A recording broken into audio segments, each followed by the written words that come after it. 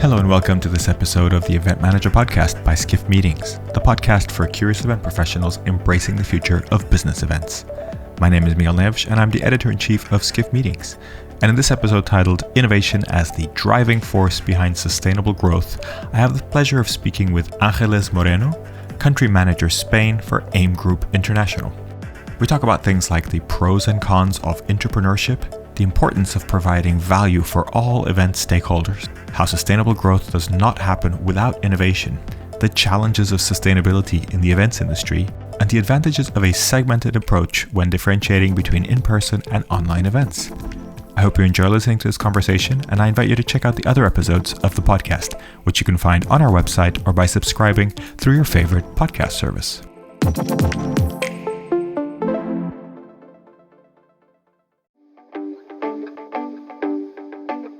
Now for a word from our sponsors, PHL Life Sciences, a division of the Philadelphia Convention and Visitors Bureau. Host your convention or trade show in Philadelphia, one of America's leading life sciences hubs. PHL Life Sciences, the first and only CVB division of its kind, will connect you to the professionals at the forefront of your industry and to a culture you can only find in Philadelphia, a city known for its rich history that's forging a bright future. Philadelphia challenges the expected and defies convention. A world of discovery is waiting. Visit phlife.com to learn more.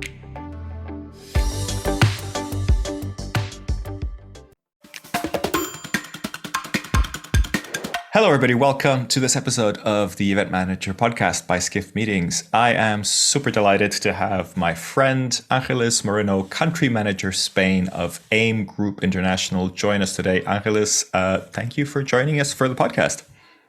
Oh, thank you for inviting me, for having me here. You're very welcome. Looking forward to this conversation. As with all our podcasts, I'm going to jump straight in and get you to introduce yourself. And you can start wherever you want to start. Maybe where you first kind of got introduced or sort of understood the events industry, and take us through your journey, how you got to where you are today. I know a little bit about your journey, but I'm sure you're going to mention a few adventures along the way that we can unpack and kind of take some learnings from as well.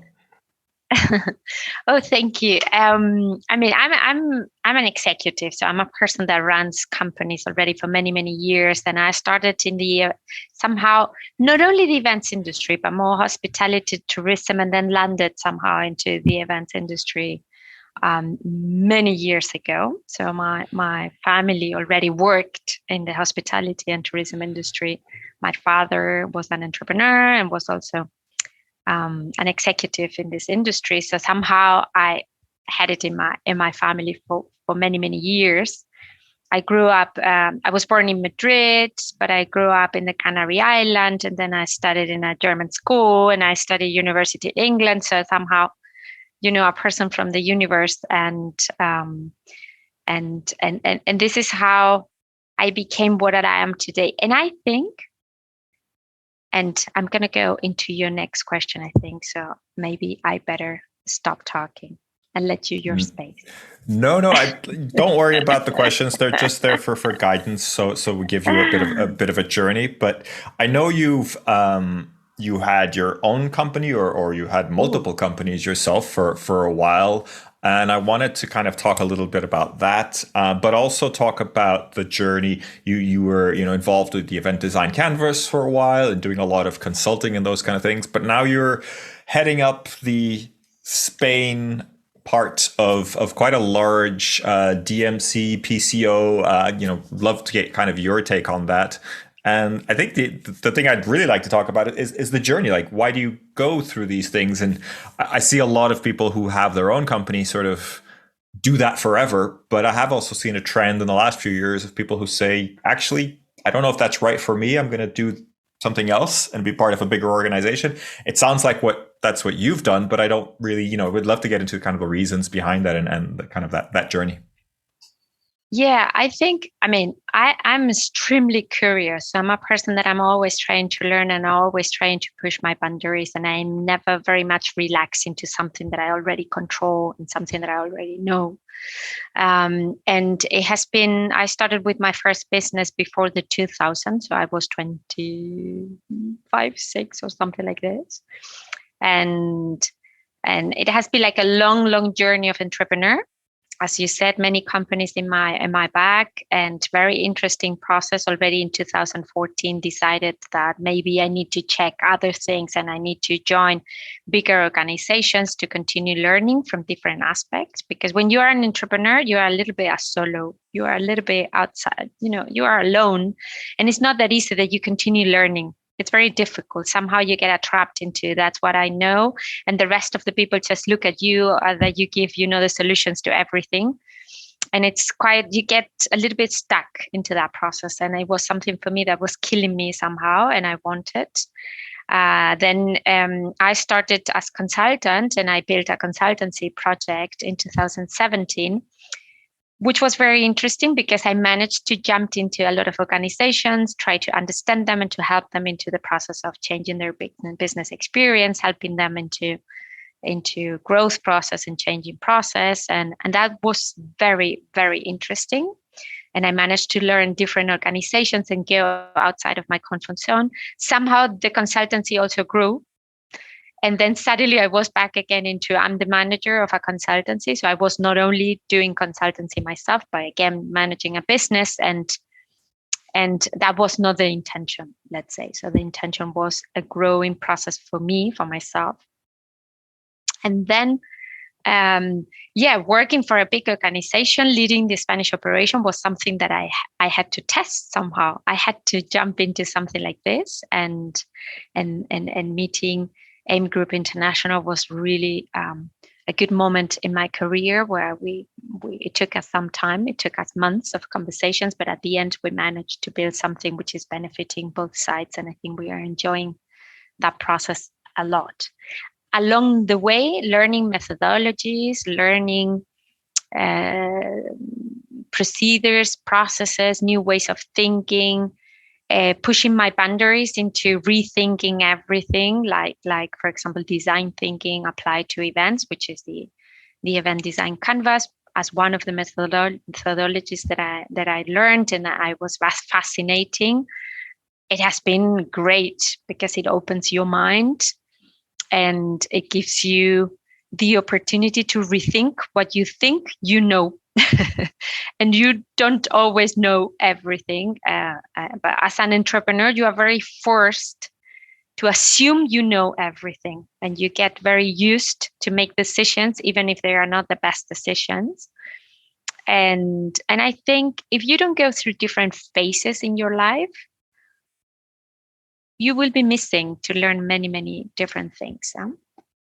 And I didn't want me to happen that. I think pandemic also made me realize, that change in life is good, and that it was a good opportunity also to rethink where is that I want to be, what's the value that I want to bring, what's the value that I want to get. It was a space where, because a good moment to reimagine yourself, and that was the decision. So it was very interesting process. Also, I wanted to go through a process of looking for a job in my life. I've never been in that situation. I have to tell you, I was very good a student then in university, so I got offers very fast.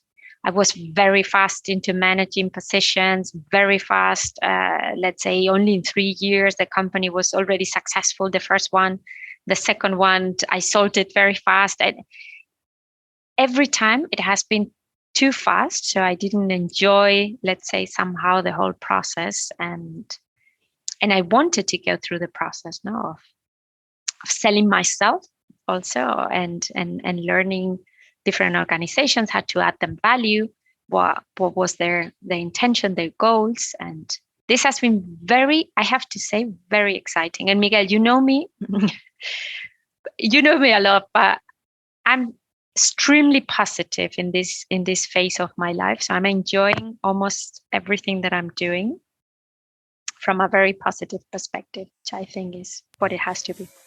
Fascinating. Thank you for taking us through that. I wanted to get your description or your kind of understanding of or explanation of the AIM Group for anybody who's listening who doesn't know what it is. And maybe let's do that first. And then I wanted to kind of go back into your journey just to try kind of pick out. But could you explain what AIM Group is to anybody who's listening who doesn't know?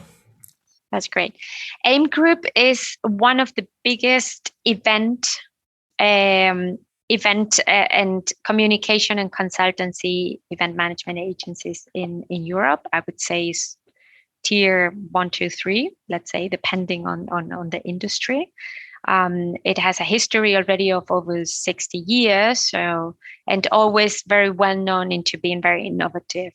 So things that are happening right now, the company already did 50 years ago. So it was very disruptive in the market, leading the Italian market, for example, as the number one, because headquarters are there with 14 different offices all over the world. And it's a very interesting organization with a specialization into Congress management, big specialization into Congress management, and also pharmaceutical corporation management, which is the biggest business line that we have. But then additionally to that, many others like DMC in international destinations. Then we have continuous medical training departments. We have as I mentioned, the communication agency, which is integrated right now within the structure. And we are doing communication strategy for a lot of organizations worldwide. So this is AIM, which I have to admit, it has been a big surprise for me, very positive surprise, getting to know the organization deeper, getting to meet also the whole management, and also getting to meet all the offices and meeting all the middle management also. It has been fascinating. Thank you for taking us through that. Wide scope of work, right? Communications, and then the event and meetings and conferences side of things. And my understanding is that it's both incoming, so at destination, but also going to other destinations, right? So sort of a core PCO role in many situations as well, right? That's it. Okay. So going back a little bit to your journey, entrepreneurship, all the different consulting, I just wanted to kind of get your view. Is there anything that you would particularly highlight? You mentioned you have a lot of tools and a lot of the experience of sort of picking up and being curious and kind of grabbing from different sectors. Is there any one or any collection of kind of tools or methodologies or things that you've done that have impacted you the most, that you find the most useful, that you can use today? Oh yes, opening my mind into the human-centered design. This has been something that really impacted me into understanding the why of that many things. I think when you manage companies, you try to manage your teams, and you try to manage also your partners and the people, and even your customers, into doing one thing. And you are trying to convince them into doing that thing. But if you cannot trigger the human way of thinking, there is nothing you can do in that, and you will be fighting, and maybe by coincidence you manage that people do whatever you are trying to push them to do, but it's very difficult. So I think for me, discovering, and I started with design thinking, and then discovering the human behavior change, so understanding how to design human behavior change, and this led me into how to apply business experience when you manage organizations and corporations, has been something which has changed myself completely from A to Z. I mean, incredible. So now I give far much more importance into human attitude, and I build the context of conversations, negotiations, and projects and so on into what's the human impact that it's going to cause. And I have to say, I'm far much more successful right now into achieving goals, which has been a struggle sometimes in the past. Thank you. That's really interesting. And throughout your journey, it sounds, at least from what you've described, that you've really stayed within meetings and events. Did you ever consider stepping out, going in a different direction, joining a different industry, through the pandemic or any other time? Well, through the pandemic, but already before the pandemic, I started working, when I say my company, we already started working with different type of organizations, with corporations in different sectors. Somehow they were getting in touch with us with the intention of let's say improving their stakeholder engagement somehow. And we have been working to the retail industry, for example, into the real estate industry. We have been working into venture capitals industries also. So we have been dealing with different type of organizations somehow. So when I made the decision during the pandemic to stop my entrepreneur life and jump into being part of a bigger organization, I was very tempted to leave the events industry. Very tempted, I have to say. And actually, it was a question of, I think, 48 hours that I made the decision to one side or to the other. Because I got very interesting projects also outside of the industry, which were interesting. And for me, in my level of curiosity and always pushing these boundaries and so on, it was something interesting at that moment, saying, oh, let's open like a new challenge, and let's try to grow within a new industry or within a new sector. Then the conversation that I opened with AIM, with the management of AIM, convinced me that my project was this one. And somehow the decision, as I said, had to be made in 48 hours, but it was something that I feel every single day that it was the right decision to be made. So back again into the events industry, in full, with an incredible experience and learning to have gone through other type of industries, which I have to say, it gives you a really good perspective. Because when I hear people from this industry complaining all the time of the bad things of this industry, I always think the same. It's like you need to go out and come back and see that in every single industry, there are always negative and positive things. But if you concentrate on the positive things, you manage to grow the industry and you manage to grow yourself as a professional. And I think there are a lot of people that need to go out and then come back, because you bring a different perspective, which is very enriching. So going back to your entrepreneurial roles and your companies, could you maybe go into what were your kind of favorite parts of it and the things that you didn't like about it?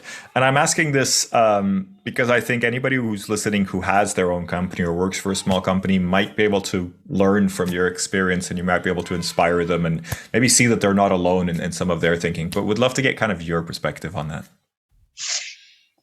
I mean, being an entrepreneur is fascinating. So it's really fascinating. So it's something you are free of making a lot of decisions. You build your own, let's say, your own experience. You build your own path.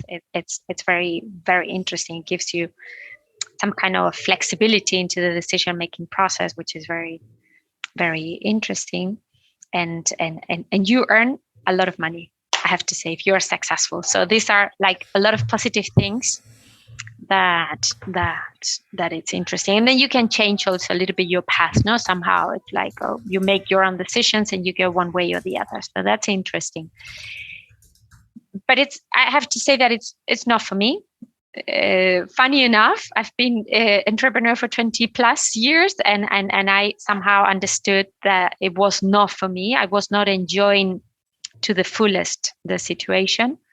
And I think the negative thing is that I think it limits a little bit your evolution. So you need to be, as I said, you need to make a lot of decisions. You're always the go-to person for everybody in your team, in your partnership network, in your customers. So you always need to have like the final decision on everything. You need to be on top of everything, and that limits a little bit your expansion. And at least it was my feeling.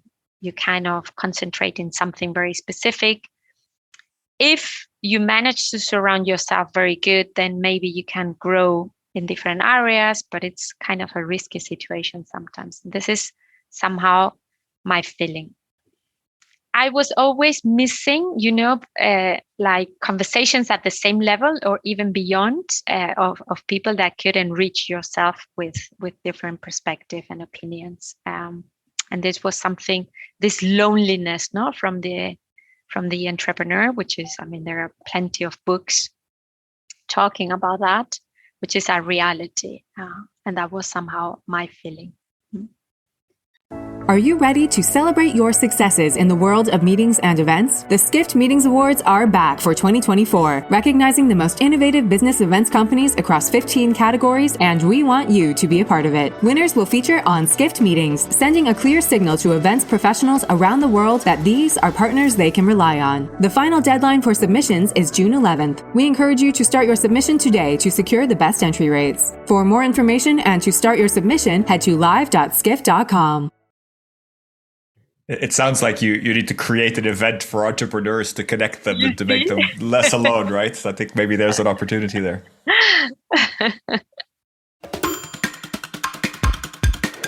So going back to events, I mean, you talked a little bit about this kind of human-centered thinking and design. I like to think about great events, right? When you really create something unique, when you create an amazing experience that's beyond kind of expectations.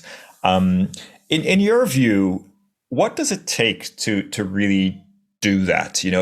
I know, events are different. There's large events, there's small events, there's all sorts of things. But are there unique traits of a really great event? When you take an event and you go from something that's good to great, that you can, in your experience, are universal to those events that are truly great?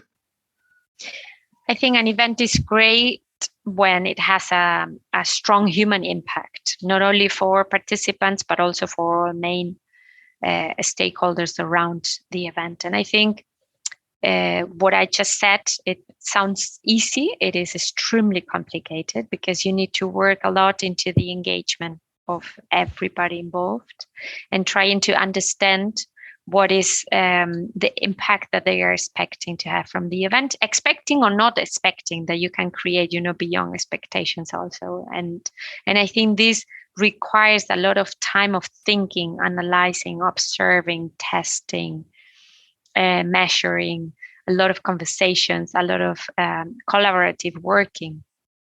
And normally events are not equipped with a lot of time around. And I think the focus in many times is more in decoration, if I explain myself good, and to a lot of production, a lot of luxurious things and food and a great speaker somehow, but it's not that much into the process of changing. And I think when I'm always participating in events and I see, even as a speaker, that I go many, many times and they put me there. I was recently in Italy and I was put in a stage, fantastic 20 minutes of conversation about change and human behavior change and the impact of change. And then the people came back to me, when I left the stage, and they were, it has been fascinating, the conversation and everything. But you know what? When they leave that space, they don't know how to do it. And if you don't know how to do it, you're not going to do it, because you come back to your own reality, and then it's only like a good memory that keeps in your mind. And it will be maybe one person out of 100 that will be triggered to continue learning and continue understanding. So the value of the event is almost zero. And that's a reality. If we manage them to connect to each other, to do business and to do and increase their networking, then the value is a little bit more. If we manage them to learn something, not only to apply, but also to learn, maybe the value is a little bit more, and so on and so on and so on. But we are not designing the events to provoke somehow this value or this change in people. And at the end, that's the strongest value. The value is that the event leaves a legacy in the destination. The value is that everybody that is participating in the event, from sponsors to politicians to institutions, whatever, that they get a value out of that. And I think we need to design the event in that process. And maybe it's less investment in production and luxurious caterings and all these things, more into timing invest, put more time into that from everybody that it's involved in order to create something that is bringing them all value. And I think we are not doing that. So simply is that it's very strange that you go to an event and you leave the event and you say, "Ooh, this has really changed my life." No, somehow this is, I've met the persons that is going to lead me to go to a different universe. I learned this, but I know how to apply, and my attitude is completely different, and my life has moved to a different hemisphere. No, that's not that easy. You mentioned that we're not doing this. Why are we not doing this? Is it just because it's hard and it takes a lot of resources, or are there any other reasons why we're not able to achieve this kind of success? I think my impression, and I got this impression when I worked these 6 years as a consultant, that I managed to go outside of the event industry. Okay. Because from inside, you don't see that. You need to go out and be in boards of different type of organizations that they don't work in events. They work in different things and how they speak of events. So it's very important, no, to get their perspective. I think an event in the majority of the cases is something executional. It is like the highlight of something, that it's just the execution of something, and it has to be nice. Because it has to be nice. It has traditionally been nice, and I don't think they think on a longer journey from the event. The event starts and happens and ends in a very specific time frame, and that's it. And we don't invest that much thinking into, that's a full process. No, the full process is more into marketing, into human resources when we are talking about talent management strategies. It's more into different areas of the organizations, and then when they come to a point where they say, "Oh, let's do an event," which is starting today at 9 and it's finishing at 3, and that's it, it's done. The rest goes into the responsibility of different areas of the business. If you look from outside. If you look from inside, in the majority of the cases, professionals in the meetings and events industries are more logistic people than thinkers. So they are more executional people, fantastic, incredible people that they do possible things that are very difficult to execute, but less into thinking. And that's a whole value chain. So it's not only their fault. They already get everything super late with a very painful decision-making process and so on and so on. So at the end, everybody runs into making this happen from 9 to 3. Done. And that's it. And we work with emotions, because I think everybody has a clarity that we are talking about experiences and emotions, but they just happen from 9 to 3. And that's not enough for humans, for the human brain, to execute and act in a different way afterwards. It's almost impossible. It's not enough time for that to happen. I think that's a really interesting point. So it's really the siloed approach that is a big barrier to creating these successful events. Yeah.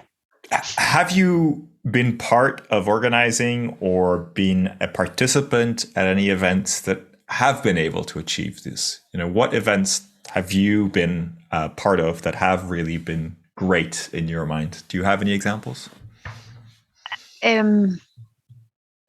Some, and sometimes, I remember I was part of the organizing committee of this European conference from MPI that we did in, I forgot the destination, but it was in Holland. The Hague? In The Hague, no? In 2017 should have been, or 18 or something like that, maybe? I think it was 19. Yeah, I think it was 2019. Yeah. And I think the whole process and the way we organized everything and how we engaged with that many people that were involved, it was somehow transformational. And then the continuation didn't happen, I think, in the same level. So at the end, and then COVID came and that many things, that impacted somehow the whole process. But I think this is somehow transformational. I think there are some transformational events. There are There are some people that are very much engaged into community events, and they continue being part of the community because the events are the moment where they get together and they reinforce their networking and their learnings, and they continue growing and building in that sense. I think there are some. I don't think we measure the impact, and it's very difficult to demonstrate the value. And when you don't demonstrate the value, it's very difficult to say this is a real industry and it brings that value to organizations to grow and to continue and to drive, somehow. So I think there's this missing element that we need to go into that.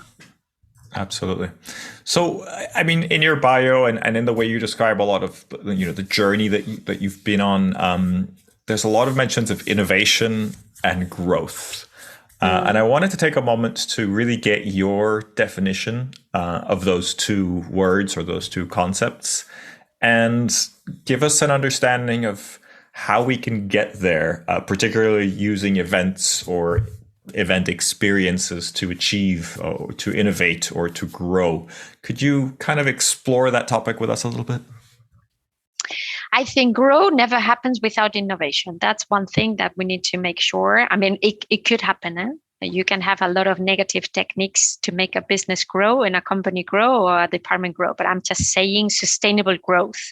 Sustainable, purposeful growth, let's say, so something that it's real growth. Innovation, it's thinking new ways of doing what you do in a more efficient way, with more positive impact, and making everybody and everything around you grow with that process of their rethinking. And in order for that to happen, you need to work a human behavior into that process. So you need to help people to understand how to benefit themselves, because at the end, humans, we are like this, into that process of rethinking what you do and applying new ways of doing things. Technology is helping us a lot into accelerating processes, into being more efficient, into having more space to think, because there are a lot of transactional things that can be done through technology where we were investing a lot of time. Now we can put that into processes, technology processes, and we should have more time into this process of thinking. So that's another beneficial thing. There is no organization that does not go into a path of innovation, where the people really embark into that process of rethinking the way we do things, implementing digital processes to make things more efficient, and the people more happy because they have more space to add real human value. That does not grow, because it goes immediately into having better business, more qualified business, and bringing more value to your industry or to your sector. So that's a process that it's, as you may imagine, is fascinating, because it's something that you really need to invest a lot of ways of applying things. I think also innovation does go with test and learn.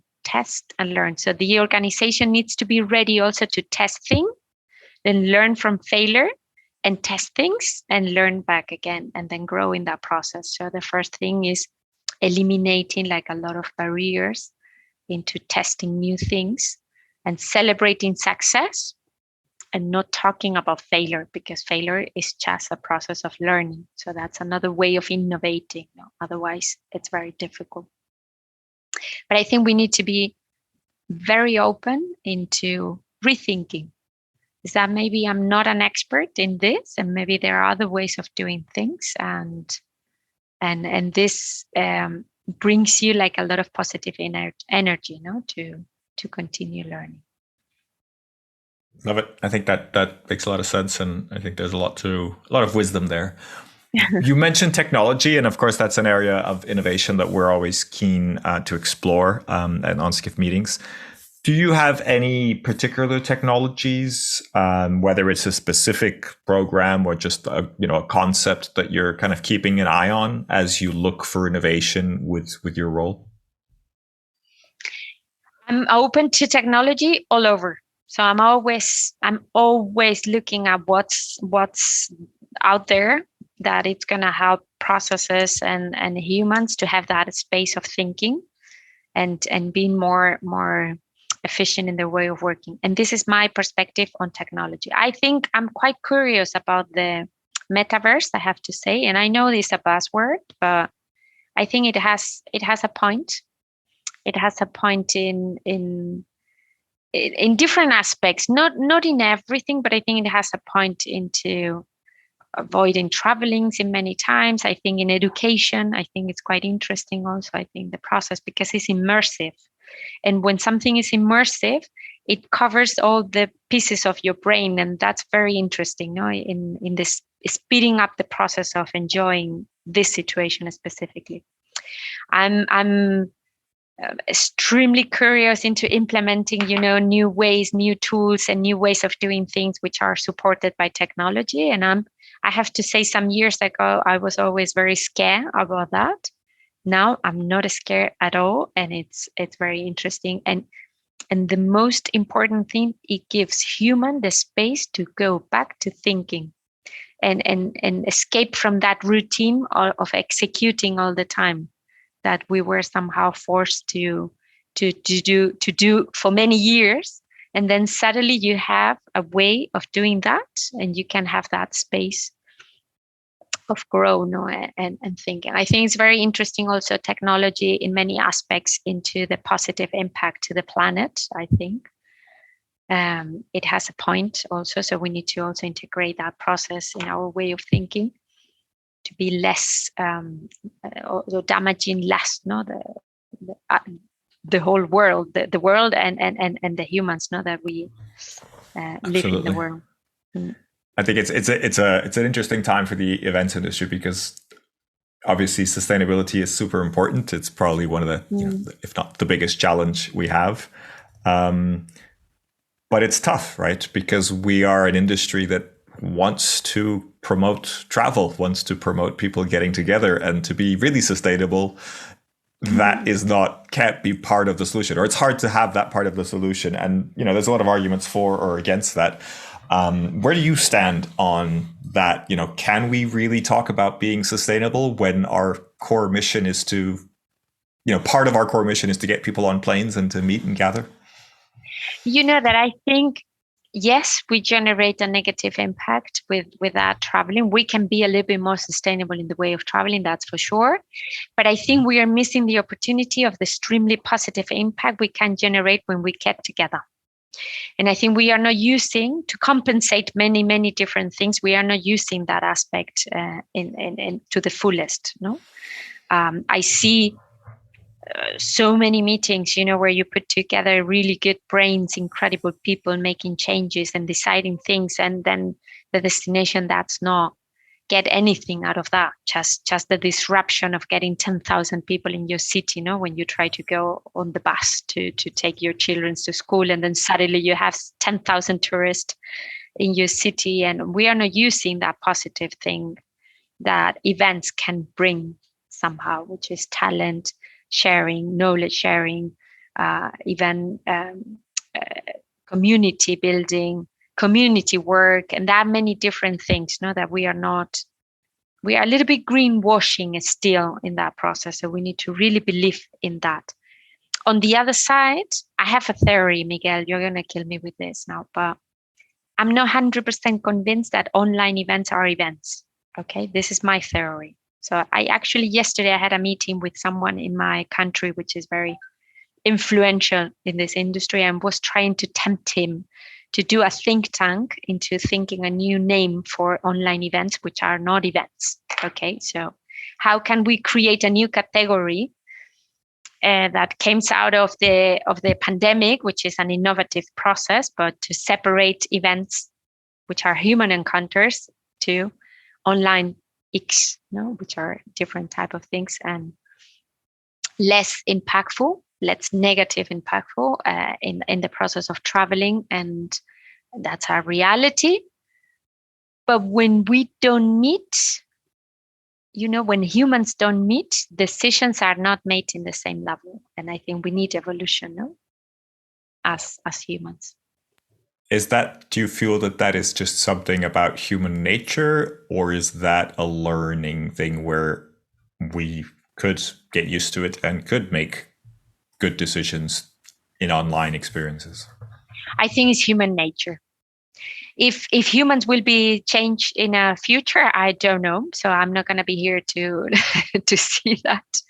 But I think it's human nature, and I think we all realize how difficult somehow it was, how different, not difficult, how different it was when we were isolated in our houses. And I'm just talking not only about the professional life that could be somehow more or less been very distant managed in an online environment, but I'm just talking about family, friends, and that many things. No, I think what you get when you meet, when you look into the eyes and you see that person, maybe it is not necessary that we meet every single time in face to face, but when we meet, we do incredible things together. And that's, I think it's I was reading a book the other day from how's the name? Harari, is that?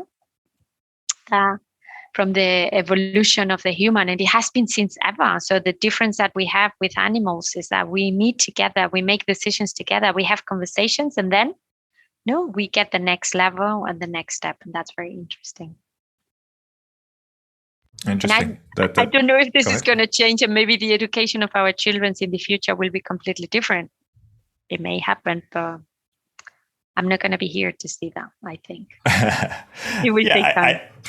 I think it's definitely much more natural, just like it's more natural to use a mobile phone. It's always been part of young people's lives. I think for the young people now, online events or online meetings will always have been part of their lives. So it's probably quite different in that sense. I'm not a psychologist. I don't know enough about that to comment on on whether we can change or not, or whether that can be a different thing. But I tend to agree with you in terms that it's different. I think events are, it's a broad term that we use to call a number of different gatherings, and an online experience is never the same as an in-person experience. I fully agree with you there. It's additional, so I don't think they need to fight at all. So I have, for example, in my house, I have a teenager. Okay, my eldest is a teenager, and as you said, she has grown up with technology. I mean, under the pillow of it's incredible, and they speak all the time, and they are always connected and somehow. But you know what's the highlight in her term? You know what's the highlight? When they do a party at home and they come all over here and they go to the swimming pool and they spend the whole afternoon in the swimming pool in the garden. And this is the highlight. And maybe they do it 3 or 4 times a year, and not that many times. And at the end, this is what they remember, and they take pictures, and then they continue online with the whole memories. But the reality is that they still get together and they enjoy a lot being together. And I think that's a big element. And they are very young. Huh? They are.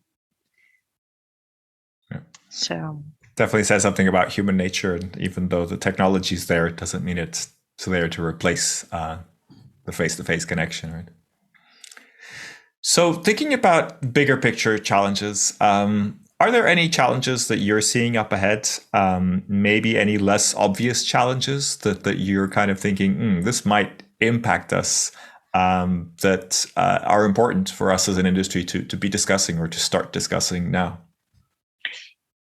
As we were just discussing, I think it's extremely important to create a specific concept for online experiences and equip them, with everything, the whole value proposition that they are bringing, and also events on a separate segment. And I think if we don't do that, we are going to be super mixed, not understanding exactly the value that each of them bring, because they have different objectives and they have different achievements, and they are there for different purposes. So they cannot be called the same. And I think I was the other day in an event, and I was hearing also technology people, and they have been very successful the last 2 or 3 years. And obviously they are somehow, very, very, very brave into bringing their opinions. And they were somehow like like thinking that this could be the replacement. And I think they are completely different things. And if I look, for example, at the experience that you have when you go to a restaurant, and if you think that a restaurant is competing against the delivery, they are completely different experiences. So if I want to really enjoy an experience in a restaurant, this cannot be replaced by a food delivery at home. Food delivery has specific requirements and a very specific context. I'm at home already. I don't know, it's rainy. I'm already in my pajamas. And I'm just thinking, listen, I want to have that. And because I want to have that, but I don't want to go. It's not the moment for me to go. I'm going to ask for that. So at the end, you cover part of the experience, but not the full experience. And I think, and there should be people for everything. I live outside of the city, 30 kilometers outside of the city, and I'm not going to travel to the restaurant every time. But I have a service that is bringing me food to my house. Okay, great. Then I'm going to be a very good customer for that type. But it's not the same. They're completely different type of experiences. So I think there is a huge challenge for the industry to really identify the good and the bads of each of the systems, and also to have their own professionals in each of, because I think right now it's a little bit mixed. I do events, then I do online events. I do online events, then I do events. Then, you know what I mean? So it's somehow I see like in kind of a fight. They are not a fight, because if we are trying to transform human behavior, we need a lot of impacts on that human to change behavior. And some will be online, some will be physical, some will be, you know what I mean? So it's somehow a collaboration of all the tools. Do you feel that then we need different teams to be working on the online events and the in-person events? Oh, yes. I think some could be together. So some, obviously, the teams that understand the needs of the organization, of the communication of the organization, the team that understand also the participants, the type of participants, all this type of things. But then they should be separate, because it's different things. I think we have that challenge as an industry. I think we have also the challenge of talent, which is not only a challenge for our industry. I think it's impacting worldwide in all the segments. And I think we need to create more sexy business to attract and retain, the right people. And I think that's a big challenge in that process. We need to be open also to more senior talent, which has not been traditionally something for the industry in many occasions. And I think we need to change our mind into that in that sense. Because if it's difficult to attract young people, then we need to attract senior people. But the industry cannot stop. So how do we make them successful now also when they join our organizations? So very interesting. Yeah, I think there's a lot of interesting thoughts there, and we don't have all the solutions, but I think it's always good to talk about the challenges and figure out how we can address those. In terms of the kind of big challenges, is there anything that you would change in the industry, like a specific thing that you think would help alleviate these challenges, that if you could change, you would? Like if you could snap your fingers and be like, this would change in the industry. I would put more, more positive conversations into. I think we are extremely, let's say, it's incredible. This industry is amazing. And to be honest with you, I've been outside for many years, and I come back, and this is, as we said in Spanish, we said, it's warm here inside. It's very nice. And I think that's very interesting. And we deal with a lot of different companies, a lot of different people, a lot of different associations. We deal with humans, which is the more enriching part of everything. And I think we need to solve a lot of problems in the industry, to insert more positive thinking of our own industry, stop seeing problems where they are not problems. I would put every single person and element on the value chain, specifically in their value chain. I see A lot of people are going from one point to the other, hotels organizing events, meeting planners, telling customers how to do things in a bad way. All these things, I think each of them have their role, and their role is very important. And each of them need to look into improving their professionalism within their role. And I think if we focus on that, it will be a far much stronger industry. That's another thing. I think we need to help organizations to understand the value of events in their own language, which is not experiences and creativity. It's impact and sustainable growth. And we need to help them understand the value that the events bring, so that they help us also in making the events be more, have more time allocated and resources allocated and that many things. So I think with these three things, which are big things, we could have, we can enjoy far much more working in this industry. Love it. Thank you for that. Last question for you. Just want to wrap up quickly. Want to get your recommendation for somebody else that we can have on the podcast so we can continue these fascinating conversations and talk about these big issues that I think we all want to solve. You know what? During the pandemic, I set up a female network, which is event marketing strategies in big organization in EMEA. And we managed to have around a little bit less than 200. I think we are around 170 something or whatever. I don't remember exactly the name. And we had incredible conversations with women that were leading event marketing in their own corporations, with their struggle of not being enough empowered or not being enough listened, and then fighting with sometimes a value chain of suppliers that were not 100% understanding their position within organizations and so on. We had incredible conversations, but I would highlight one person, and I hope she's not killing me after that because I didn't tell her anything. And incredible conversations I've had with Stephanie Dubois Cannon, and she's the head of event operations at SAP. And hopefully you can invite her and she can join your podcast, because I'm sure you're going to enjoy a conversation with her as much as I always do. Perfect. Thank you for that recommendation. We'll get contact details and see if we can have her as a guest on the podcast. Angeles, it's been a pleasure. Thank you for your time with us today. Thank you for sharing your knowledge. I wish you all the success in the new adventure as head of Spain for the AIM Group, and keep in touch. We'd love to have you as a listener, as a reader of Skift meetings, and always a pleasure to catch up with you. Thank you so much for the invitation.